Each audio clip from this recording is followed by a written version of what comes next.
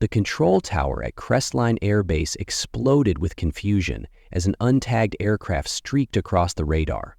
No clearance, no call sign, just raw speed and audacity cutting through the sky like a blade. "Identify that target," the tower chief shouted, eyes wide as the blip closed in fast. Then a calm female voice crackled over the radio. "This is Lieutenant Ava Moreno requesting permission to land." Silence, because Ava wasn't supposed to be flying, let alone flying this. She was the trainee they'd thrown out, the one they said didn't belong.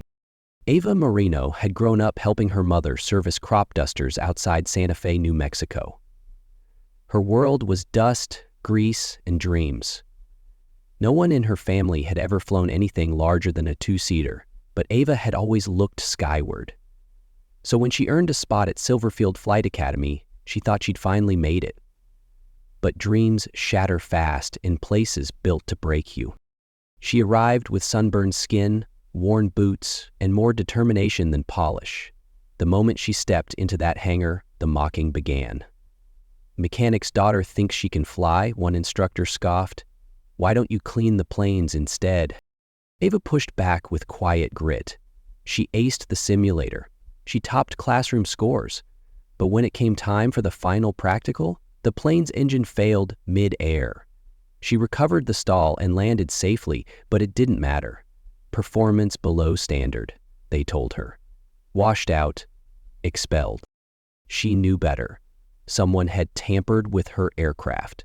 They never intended to let her succeed. Packing her gear in silence, Ava was approached by a man with no name, only credentials, and a question. "Still want to fly something they can't touch?" What followed was months of training in shadows.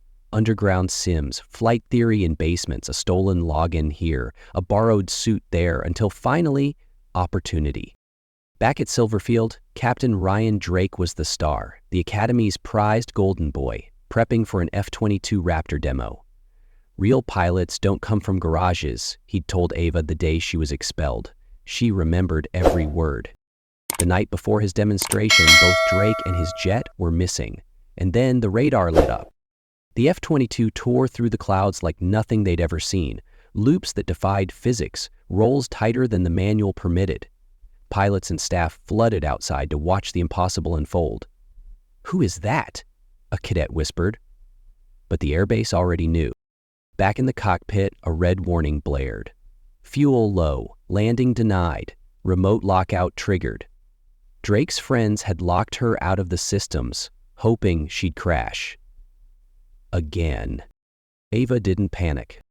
She ripped the override panel loose and executed a vertical pitch climb, then angled the Raptor into a controlled hover above the tarmac. With one final roar, she brought it down into a flawless landing in front of the stunned crowd. The canopy lifted, helmet off, wind tousling her hair. Ava stared down at Captain Drake, his mouth ajar, color drained from his face. "Still think I can't fly?" she said. NPs moved fast, cuffs at the ready. Of course they arrested her. Unauthorized flight, breach of protocol, theft of military equipment. But as Ava was led away, something shifted.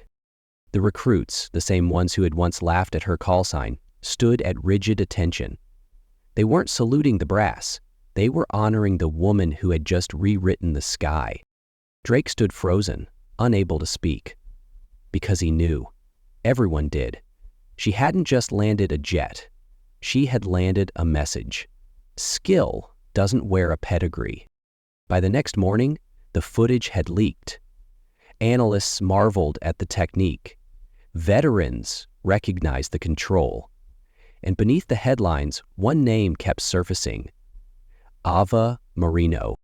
She didn't fly for validation. She flew because she had to. Because when the door closes, you break through the ceiling. When they say you're not enough, you show them you're more. Silverfield's command eventually cleared the tarmac, but they couldn't clear the memory, because what Ava did wasn't a stunt. It was a declaration. That day, the skies stopped belonging to the few and started belonging to the brave. If this story moved you, leave a comment below and share your thoughts. Real change begins with one bold move and the courage to take flight.